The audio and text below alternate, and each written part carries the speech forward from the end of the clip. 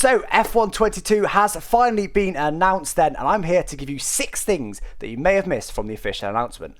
First of all, though, let's very quickly go through the main headline features. So first of all, it's out on the 1st of July, but if you pre-order the Champions Edition, you get it on the 28th of June. That's a couple of weeks earlier than last year's game. It's also coming to PS4, PS5, Xbox Series consoles, Xbox One, PC via Origin, Steam, and the Epic Store. So lots of different platforms there.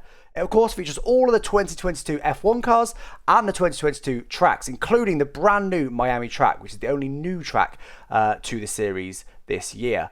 They've also got track updates coming for Australia, Spain, and Abu Dhabi, which all 3 have had layout changes.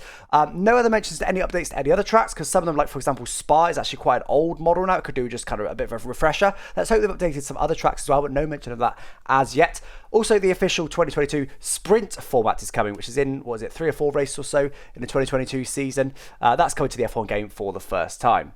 The returning features then, you've got driver career, you've got 2-player career, 2-player split screen, online multiplayer, F2, which features short, medium or full season options, but also the 2021 and the 2022 season content. I will say there's an asterisk next to the 2022 season content for F2, which probably means it's coming in a later update. It probably won't be, the 2022 F2 content probably won't be in there for launch, but the 2021 content will be for F2.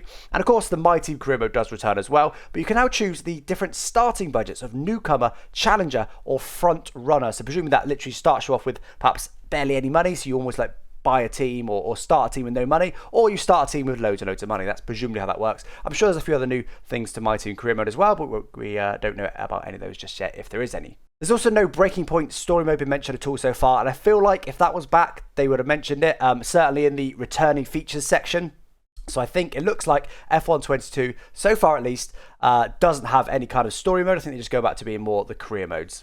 So on to the 6 things that you may have missed from the official announcement then. So first of all, the new F1 Life feature. Now, I'm sure you've heard about this. They say this is a new space for you to unlock and show off supercars, clothing, accessories, and more for the world to see.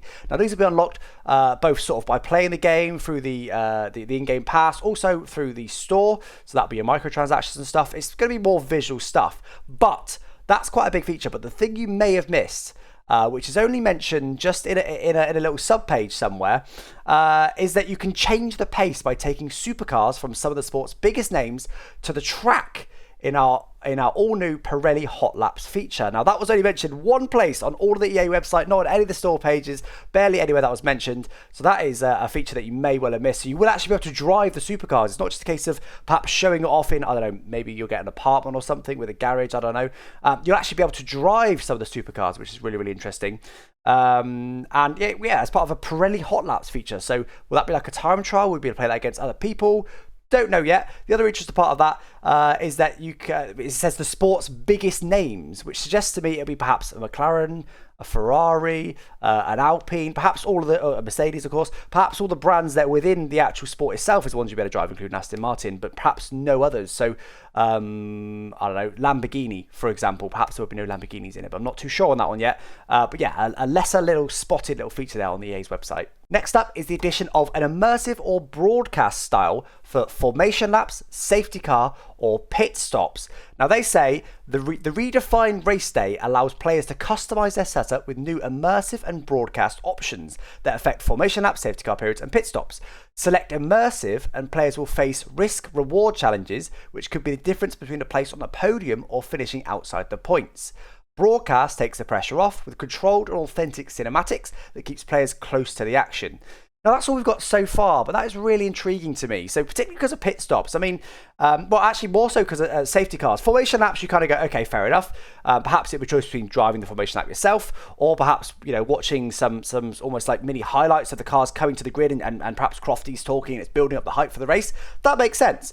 But the just one is the safety cars and the pit stops, because that's previously you've just driven those. You know, a safety car comes out and you just drive, and it's, you know, there's a delta and stuff, and there's rules to follow, but you're driving the car. car. So I'm interested with this. Will there be an option then perhaps to sort of skip the safety car period? Obviously probably aimed at the more casual player, whereby a safety car comes out and then it sort of comes up with a menu. Oh, the safety car's out. Do you want to pit behind the safety car, or do you want to carry on? And then it kind of does it for you. And the next thing you know, it's the end of the safety car. Perhaps it's just a way to skip that period, which I guess for a casual player may be a bit boring if you're really casually trying to play a little 25% career mode or something. Maybe you don't want to follow the safety car for 3, 4, 5 laps. So I guess that would be what that would be. And then for pit stops, I mean, it does say, what was it? It was a risk reward challenges, which to me says perhaps the pit stop, you'll be able to choose, try and do a quick pit stop, but with more likelihood going wrong, or perhaps do a safe pit stop. Maybe it'll even be a button combination system, just like they used to have in F1 Championship Edition, whereby you had to press buttons in certain order to complete the pit stop quickly. That'd be awesome to see that introduced, so there's actually some sort of input into the pit stops. But again, or possibly the option just for it to sort of do it itself. I don't really know. There's not many details on this at the moment. Hopefully we'll be able to find out in the next few weeks or so what that means. But at the moment, that's all we've got to go off. Another feature you may have missed is the refreshed practice programs. Now, these were introduced in last year's game, which rather than you having to go out on track in career mode and do the sort of practice programs like, follow a certain racing line, or I don't know, save the tyres save a certain amount of fuel, do 3 laps for a race program, they do get a bit boring and monotonous, especially if you're not worried about tuning your setup. Last year they introduced a feature whereby you could literally just press buttons. So it'd be a case of doing the racing line program, but you just press a button, it takes a certain amount of time, and there's a percentage chance that's going to succeed. So that's the sort of risk reward style to that. But they've said they refreshed them, and they've added that more variety with scoring systems and on-track visuals. So a scoring system interests me, because previously it was just like 70% chance, it would take 8 minutes, 70% chance, or it might take 5 minutes for a 50% chance, or 3 minutes for a 20% chance. Something like that, something along those lines. So it's interesting, there's a scoring system. I can't even think how that would work, to be honest with you. Whether you need to score a certain amount of points, perhaps, to pass the program. So it's a case, it's sort of similar, but it's points based rather than just purely there's a percentage chance of this finishing. I don't really know. I'm interested to find out more on that one. And also the on-track visuals. Again, I'm interested in that. Will that just be like a little highlights clip where you press it and it just kind of shows your car, a few little clips of your car go around a couple of corners and it's done. Presumably it won't show you the whole program, because that would sort of, you may as well go drive it yourself if you're going to watch the whole program. So on-track visuals is obviously a bit vague. Whether perhaps you'll just be watching the practice session in the background, I don't know. But previously it was just quite a static screen, so it sounds like a good improvement to that, and certainly a feature that I'm welcome to see back. Another feature you may have missed is the VR, but for PC only. Now, this is quite a headline feature. You may have seen this other places. The interesting part is it says via Oculus Rift and HTC Vive. Now, it's interesting that they've specifically mentioned just 2 very specific headsets. I don't know whether that's because it's cross-platform PC or something. I don't really know. It does say you have to log in with an EA account now. Even if you buy it on Steam, you have to log in with an EA account. So perhaps that's a limitation with EA. I'm not too sure. Oculus Rift is a particularly interesting one because I've got an Oculus Quest 2, as have a lot of people, and you can set up an Oculus Quest 2 to work a lot like an Oculus Rift. So although it just says Oculus Rift, I would be amazed if the Oculus Quest 2 via Oculus Link does not work. So a bit of a weird one to specifically mention those headsets, especially like the I forgot what it's called, but there's a Steam VR headset not mentioned. So does that mean it just will not work? I don't know. There's quite a lot of questions with that one. But still, headline feature though, VR coming to F1. That's going to be awesome. We haven't had an officially licensed VR game. There was some talk of them introducing it many years ago. It never happened. But yeah, I've been really looking forward to giving that a go. As I said, I will of course be making videos on that. So don't forget to subscribe if you haven't already, because I will certainly be giving that a go. As I said, I've got an Oculus Quest 2, providing that actually works.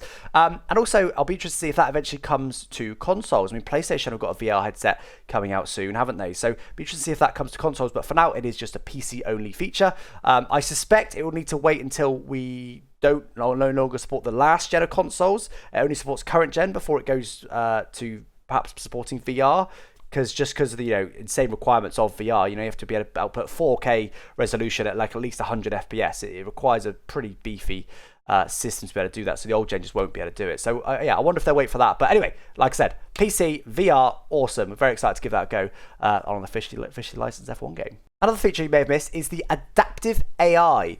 Now, the quote for this I've got is, a new AI system for less experienced players keeps you competitive in each race.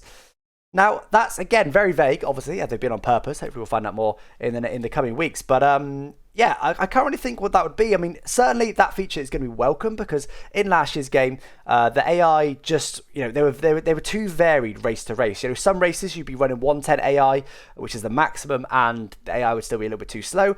Other races, you'd be running 102 AI, so 8 clicks slower.